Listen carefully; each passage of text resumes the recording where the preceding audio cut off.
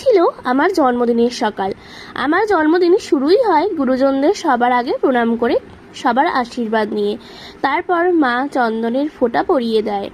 তারপর প্রদীপের আভা মাথায় বুলিয়ে দেয় যাতে কোনো অশুভ শক্তি গ্রাস না করে। তারপর মাকে প্রণামটা করে আশীর্বাদটা নিয়ে নিই। এবার আমার খাওয়ার পালা। মা রান্না করেছে সবটা। মায়ের হাতে রান্নার আলাদাই এক জাদু আছে, কি তাই না? মেনুতে ছিল স্যালাড, চিকেন বিরিয়ানি, 5 রকম ভাজা, চিকেন চাপ, প্রন মশলা, চাটনি, পায়েস, দই, কোল্ড ড্রিঙ্কস আর মিষ্টি। খেলাম খুব তৃপ্তি ভরে। আর এইটা হলো আমার জন্মদিনের ড্রেস। কেমন লাগছে বলো আমায়? ভাবলাম নতুন জামা যখন পরেছি একটু স্টাইল মেরে ভিডিও আর ছবি না তুললে হয়। আপনাদের জন্মদিনের সকাল কেমন কাটে অবশ্যই জানাবেন কিন্তু কমেন্টে।